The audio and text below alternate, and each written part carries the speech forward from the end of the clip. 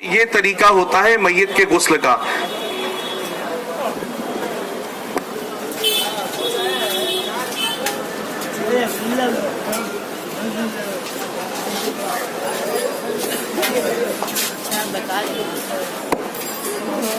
یہ ہمارے عبداللہ بھائی ہیں، یہ یہاں پر لیٹے ہوئے ہیں۔ الحمدللہ تعالیٰ آپ دعا کریں کہ ان کے عمر میں برکتیں عطا فرمائے، صحت عطا فرمائے، عمر درازی بالخیر عطا فرمائے۔ یہ ہم کو سکھانے کے لیے یہاں پر لیٹے تاکہ ان کے ذریعے ہم سیکھیں۔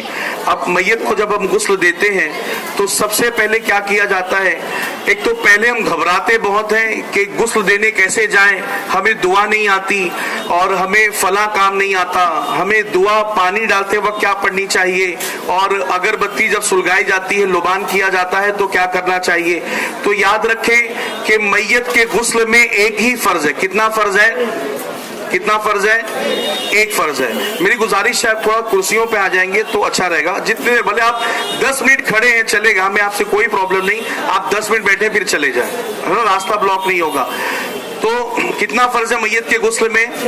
ایک فرض ہے۔ وہ فرض کیا ہے کہ پورے میت کے جسم سے پانی کا بہہ جانا، پورے میت کے جسم سے پانی کا بہہ جانا۔ تو میرے پیارے آقا صلی اللہ علیہ وسلم کے پیارے دیوانوں، تو جب میت کو غسل، ایک تو پہلے جب کسی کا انتقال ہو جائے، ہم جب وہاں پہنچے ہیں تو ہمیں کرنا یہ چاہیے، بہت سارے لوگ ہاتھوں کو میت کے اس طریقے سے سینے پہ رکھ دیتے ہیں، تو یہ غلط طریقہ ہے، بلکہ سائیڈ میں رکھ دیں، یا تو جیسے نماز پڑھا جاتا ہے اس طریقے سے ہاتھ کو باندھیں، لیکن کنارے ہم چھوڑ دیں ہاتھ کو، اور چہرے کو ہم دائیں طرف ہلکا سا، دائیں طرف تھوڑا سا موڑ دیں۔ اس لیے قبر میں لٹانے کے بعد میت کا چہرہ قبلہ رخ گھمایا جاتا ہے، اور چونکہ مرنے کے بعد جسم میں تھوڑی اکڑ آ جاتی ہے، اکڑ جاتا ہے بدن، تو چہرہ قبلہ رخ ہو نہیں پاتا ہے۔ تو پہلے ہی ہم جب انتقال ہوا تو چہرہ ہلکا سا قبلہ رخ کر دیں تاکہ قبر میں لٹائیں تو میت کا چہرہ پہلے سے ہی قبلہ رخ رہے۔ اب میت کی جب غسل کی تیاری کرتے ہیں تو سب سے پہلے اگربتی آپ نے دیکھا ہوگا یا لبان اس جگہ پہ سلگائی جاتی ہے اور خوشبو پھیلائی جاتی ہے۔ تو اس کی وجہ یہ ہے کہ کبھی کبھی میت کے انتقال کے بعد، کسی کے انتقال کے بعد جسم کے اندر جو ہے اعضاء بدن کے خراب ہونا شروع ہوتے ہیں۔ اگر کوئی پہلے سے کوئی بیماری میں ملوث ہے تو اس کے جسم سے کبھی پانی بہتا ہے، کبھی اعضاء خراب ہوتے ہیں، تو مہک سی آتی ہے، بدبو سی، تو وہاں پہ ماحول خراب نہ ہو اور کوئی چڑ سی محسوس نہ کرے، اس لیے پہلے سے ہی خوشبو پھیلا دی جاتی ہے تاکہ اس انوائرمنٹ میں، اس ایٹموسفیئر میں ہم آرام سے میت کو غسل دے سکیں۔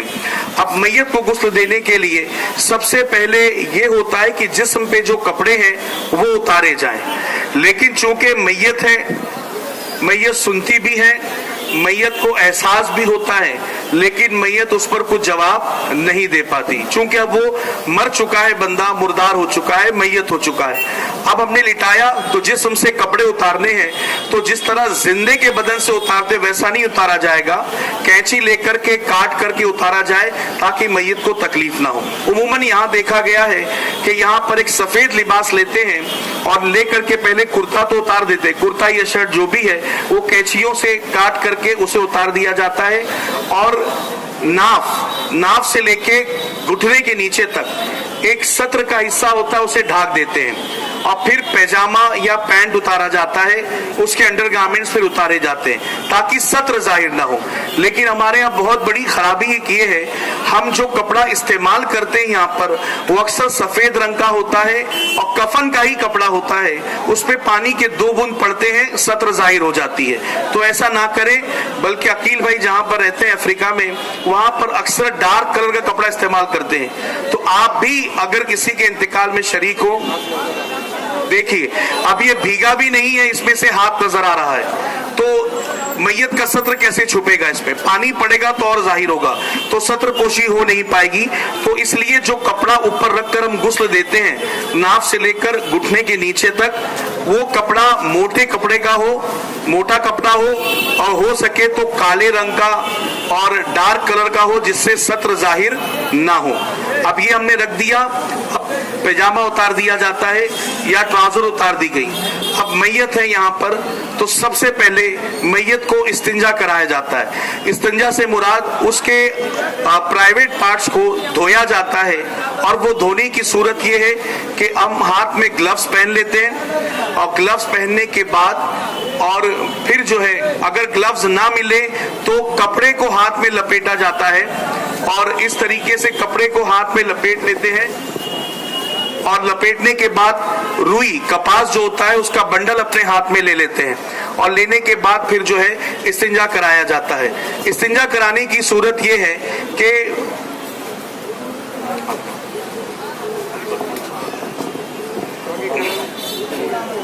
ऐसे इस तरीके से चादर को उठाते हैं, और जो शर्मगाह की जगह होती है, कभी कभी इंतकाल के वक्त जो है गलाजत जिस्म से निकलती है तो उसे साफ किया जाता है, हाथ अंदर डाल करके कपड़े के, ठीक है, लेकिन उसके अंदर झांक करके साफ नहीं करना, देखना नहीं है ना। और फिर वो कपास जो उसे किनारे एक थैली में डाल देना है, अब फिर वापस दूसरा लेना है, गीला करना है उसे, और फिर साफ करना है। इस तरीके से आगे और पीछे की शर्मगाह दोनों को हम साफ कर दें। इस्तिंजा हमने दे दिया। अब मैयत को वुजू कराया जाता है। वुजू कराने की सूरत यह है कि सबसे पहले मिसवाक यानी दांतों को साफ किया जाता है। तो हम कपास लेंगे, और कपास लेकर या कपड़ा लेकर के जिस तरह हम तेल में बाती बनाने के लिए उसे रोल करते हैं, वो रोल करके हम उसे भिगाएंगे, और भिगाने के बाद हम मैयत के मुंह को खोलकर उसके होठों को साफ करेंगे, और दांत जो सामने नजर आते हैं हम उसे साफ करेंगे। और उसके बाद फिर जो है दूसरा कपड़ा या तो कॉटन कपास के रोल को लेकर बाती जैसा बनाकर मैयत की नाक के दोनों नथनों को उसको साफ करेंगे, और फिर वापस से साफ दूसरा कपड़ा लेकर भिगाकर फिर साफ किया जाएगा, और फिर चेहरे पर पानी डालकर धोया जाएगा। चेहरे पर हमने पानी डाला और धो दिया, चेहरा धुल गया। अब इसके बाद गुस्ल देना है। तो गुस्ल का तरीका फिर यही है कि दाएं तरफ आप पानी माएं, चेहरा धोएं, चेहरा धोने के बाद दोनों हाथों को, दाएं हाथ को कोहनी समेत धो दिया, फिर बाएं हाथ को कोहनी समेत धो दिया। अब दाएं पैर को धो दिया, मसा करेंगे। मसा हमने किया जैसे अपना मसा करते हैं, मैयत का मसा कर दिया। अब फिर दाएं कदम को 3 मरतबा धो दिया, बाएं कदम को 3 मरतबा धो दिया। और ये पैर अक्सर जिसका इंतकाल होता है फैल जाते हैं, तो जब इंतकाल हो तो दोनों करीब करके एक पतले चिंदी से उसे बांध दिया जाता है ताकि पैर फैले नहीं, ठीक है। अब ये वुजू हो गया है। अब गुस्ल देने के लिए आप पानी लें और पानी को दाएं तरफ से बहाएं, बाएं तरफ से बहाएं, पूरे जिस्म से बहाएं। साबुन का इस्तेमाल कर सकते हैं, आपने साबुन का इस्तेमाल किया और पूरे जिस्म से अच्छे से पानी को बहा दिया, साबुन की चिकनाहट पूरी चली गई। और उसके बाद दाएं करवट उसे घुमा करके, अब ये आदमी जिंदा है, भले आंख बंद है, जिंदा है, लेकिन आसानी है, लेकिन मैयत को टर्न करने के लिए 2 से 3 लोगों की जरूरत पड़ती है। अब साबुन लगाया हमने, फिर पानी को प्रेशर से नीचे साफ किया तो ताकि साबुन की चिकनाहट चली जाए।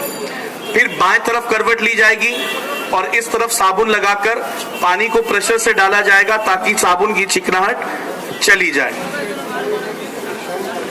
और इसे शर्मगाह को छुपा कर रखा जाए ताकि सत्र जाहिर ना हो मैयत की। अब इस तरीके से हमने पूरा मुकम्मल गुस्ल दे दिया है। गुस्ल पूरा मुकम्मल मैयत का हो चुका है। कपड़ा भीगा था, अब सूखा कपड़ा लेकर के उसके ऊपर हम डाल सकते हैं, इस कपड़े को किनारे कर सकते हैं। अब ये मैयत का गुस्ल हो चुका है। अगर आपको इन बातों में से कुछ समझ में नहीं आई बातें, उम्मीद तो रखता हूं कि आई है। अगर आप कहेंगे आप कंफ्यूज हो गए कि पहले मैं क्या कराऊं, पहले हाथ धुलाऊं, पैर धुलाऊं, पहले क्या करूं, तो आप पूरी मैयत के जिस्म से पानी को बहा देंगे, गुस्ल हो जाएगा इंशाल्लाह, गुस्ल हो जाएगा इंशाल्लाह। तो बातें समझ में आ रही कि नहीं आ रही? आ रही है ना? अब मैयत जब गुस्ल मुकम्मल हो गया, अब मुकम्मल होने के बाद अब क्या करना है, मैयत को उठाया जाता है और उठाकर इस तरीके से हल्का सा पेट दबाया जाता है कि अगर गलाजत कुछ और रास्ते में है तो बाहर आ जाए, वरना कफन वगैरह खराब ना हो जाए। 2 मरतबा किया और फिर तीसरी मरतबा किया, ये 3 मरतबा हो गया। और फिर इस्तिंजे की जगह पर पानी डाल दें, कपड़ा इस तरीके से लपेट के, ग्लव्स लेकर के, कपड़ा रुई में लेकर के भिगा कर देखें, अगर गलाजत है तो ठीक है, अगर कपड़े में नजर नहीं आती यूं ही पानी मार दे। अब मैयत का गुस्ल मुकम्मल हो चुका है। अब क्या करना है, मैयत को अब हमें कफन पहनाना है। तो याद रखिए, कफन पहनाने के लिए जो है कफन अच्छी क्वालिटी का हम देना चाहिए हमें, वरना होता ये है कि इस्तेताअत तो अच्छे कपड़े लाने की है, लेकिन फिर कब्रिस्तान से वही कपड़ा लेकर के आते हैं कि जिसको खोलो तो उसका चूना निकलता चला जाता है। तो ऐसा ना करें, अच्छी क्वालिटी का कफन दे अपने मैयत को, अपने घर वालों को, रिश्तेदारों को। अब ये कफन देने की सूरत ये है कि मर्द के लिए सुन्नत कफन कितना है, 3 है। कितना है, कितना है, 3 है। क्या क्या है उसमें, एक तो लिहाफ है जिसको लिफाफा भी कहा जाता है, जो सबसे पहले बिछाया जाता है। दूसरा तहबंद है जिसको इजार भी कहा जाता है, और तीसरा कमीज है। ये 3 कफन मर्दों के लिए है और सुन्नत ये 3 कफन है। अगर कई हालतें मजबूरी ऐसी है कि उसे कुछ ना मिला तो एक कपड़ा पूरे बदन को लपेट देते हैं, वो एक कफन वो भी होता है। लेकिन हमें आज वैसे हालात नहीं है, तो सुन्नत पर अमल करें। मैयत को 3 कफन देना है मर्द को, तो ये 3 कफन है।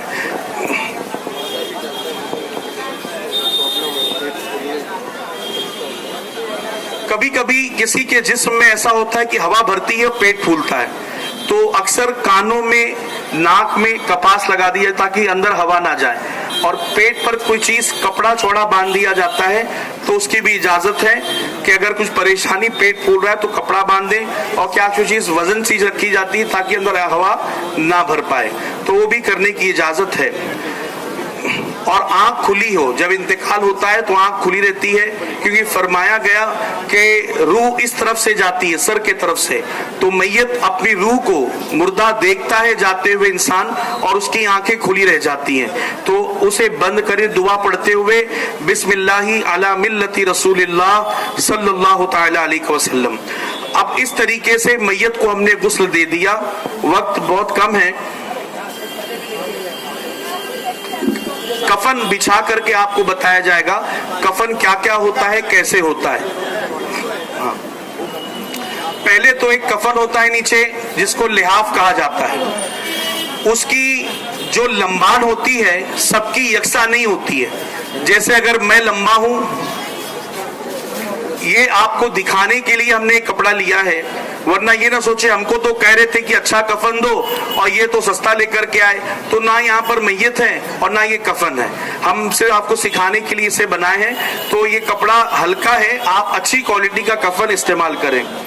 कफन जो हम नीचे लिहाफ बिछाया जाता है, जिसको लिफाफा भी कहते हैं, उसको जो है, उसकी लम्बान जिसका इंतकाल हो गया है उससे थोड़ी बड़ी होनी चाहिए, ताकि उसके सर पर बांध दिया जाए और पैरों के तरफ बांध दिया जाए। और याद रखिए उसकी चौड़ान ऐसी होनी चाहिए कि कम से कम उसके जिस्म का हिस्सा जो है, उसकी चौड़ान जो है हम लपेटे तो मैयत पूरी तरीके से इस तरीके से अंदर लपट जाए, ओवरलैप हो जाए, एक के ऊपर एक चढ़ जाए। और अगर छोटा है तो उसमें और कपड़ों का जोड़ लगाकर उसे हम चौड़ा कर सकते हैं। अब इसमें बहुत सारे होता है मामला कि घर की औरतें बोलती है नहीं मशीन से सी नहीं सकते, सिर्फ हाथ से ही सीना है। तो ऐसा कुछ नहीं, आप मशीन से भी सीकर इसकी चौड़ान बढ़ा सकते हैं। तो पहले उस लिफाफे को बिछाया जाएगा और उसके बाद तहबंद बिछेगी। एक बहुत बड़ी हम जो है हमारे अंदर कमी है कि हम तहबंद जो है वो मैयत की कमर से लेकर के घुटने तक का रखते हैं, लेकिन ये गलत है। बाहरी शरीयत में मैयत की तहबंद का साइज बताया गया है सर की चोटी से लेकर पैर तक, उसे तहबंद कहा जाता है। उसमें खुलासा भी कहा जाता है तहबंद, लेकिन हकीकत में वो उसे रैप किया, लपेटा ही जाता है लिफाफे की तरह, तो इसे तहबंद कहते हैं। अब कहीं पर भी इंतकाल में हम जाएं, अगर गुस्ल देने वाला वो कफन काट रहा उसे कह दे कि तहबंद जो है कमर से लेकर टखने तक नहीं बल्कि सर से लेकर के पैर की चोटी तक, पैर की एड़ी तक, ये साइज तहबंद का होना चाहिए। और लोग क्या करते हैं, इसके पहले कमीज बिछाते हैं और फिर तहबंद बिछाते हैं, जो गलत है। बल्कि पहले हमें तहबंद बिछाना है और उसके ऊपर कमीज बिछाना है। फिर जब मैयत को पहनाएंगे तो पहले कमीज आएगी और फिर तहबंद लपेटेंगे और फिर लिफाफा लपेटा जाएगा। और इस तरीके से कफन की कमीज की साइज होनी चाहिए कि जो लंबान आगे है, यानी मैयत के घुटने के नीचे तक उतनी ही पीछे होनी चाहिए। अभी इसमें हमने बहुत शॉर्ट किया है पीछे का हिस्सा, हाँ वो मत देखें आप। हमें ये देखना है कि आगे से भी जितना लंबा है पीछे से भी उतना ही लंबा कमीज का साइज होना चाहिए। अब इसको हमने बिछा दिया।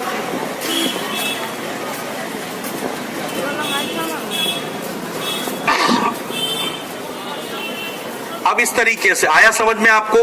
पहले क्या बिछाया जाएगा, क्या बिछाया जाएगा पहले, नीचे क्या बिछाया जाएगा पहले, लिफाफा, उसके ऊपर तहबंद। तहबंद की साइज क्या रहेगी, सर की चोटी से लेकर पैर की एड़ी तक, टखनों तक, ठीक है, ये साइज तहबंद की।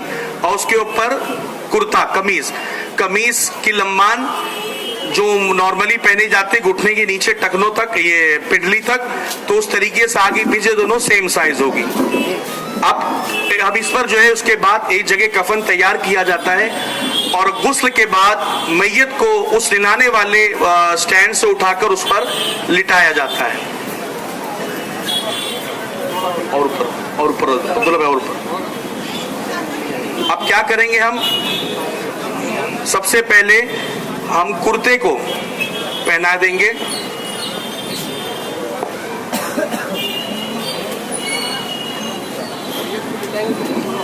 मैयत को हमने निलाया है तो उसके ऊपर एक कपड़ा पड़ा हुआ होता है जो उसके सत्र को छुपाता है। अब हमने उसे लिटाया, कपड़ा हटाएंगे नहीं, पहले कुर्ता पहना दिया जाएगा। कुर्ता पहनाने के बाद जब उसका जिस्म कवर हो गया, फिर इस तरीके से हम जो है उस कपड़े को हटा देंगे। अब ये हो गया। अब इसके बाद क्या करना है,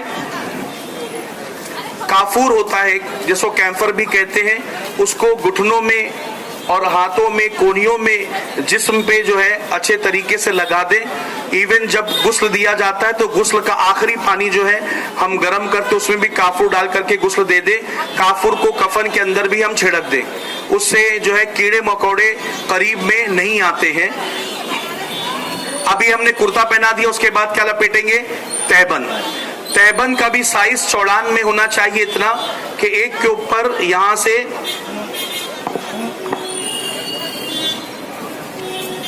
ऐसा,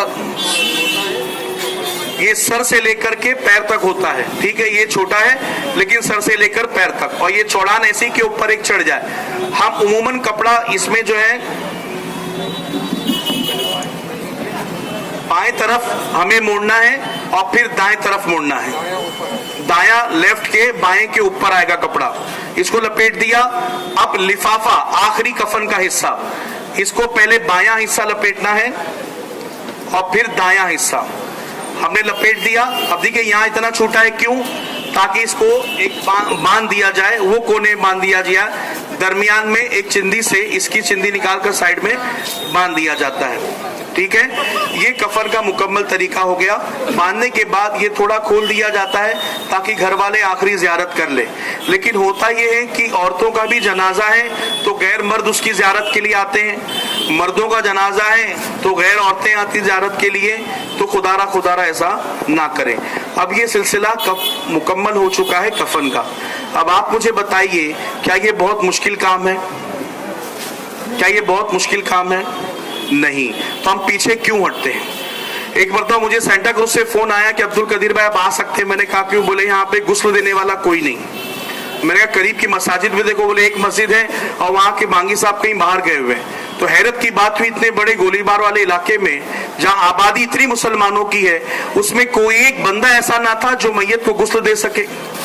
तो मेरे प्यारे आका के प्यारे दीवानों, इस चीज का ख्याल रखें और याद रखें गुस्ल जरूरी है। अगर गुस्ल नहीं दिया गया تو نماز جنازہ بھی نہیں ہوگی، نماز جنازہ بھی نہیں ہوگی، اس لیے غسل دینا نہایت ہی ضروری ہے۔ یہ بہت ہی مختصر میں آپ کو آج یہاں بتا دیا گیا۔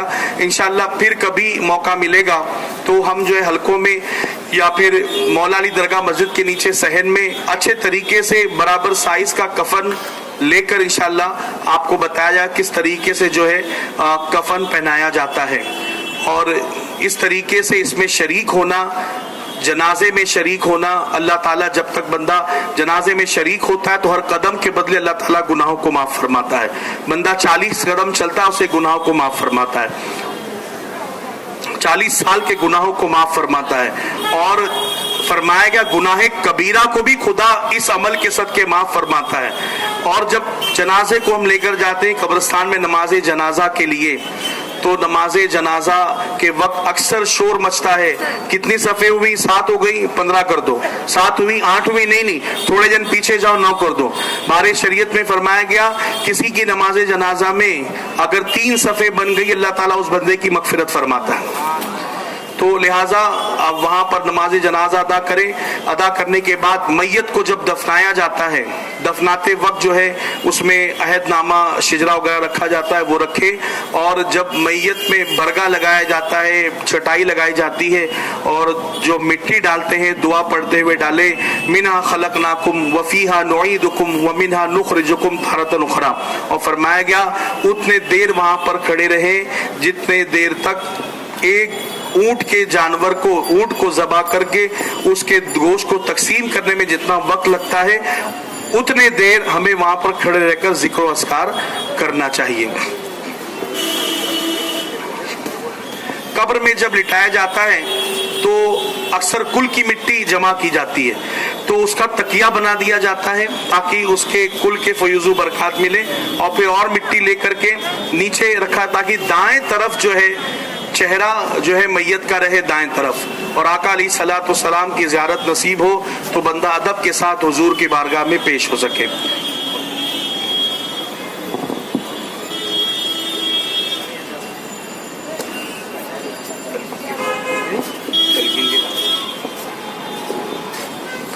السلام علیکم ورحمۃ اللہ۔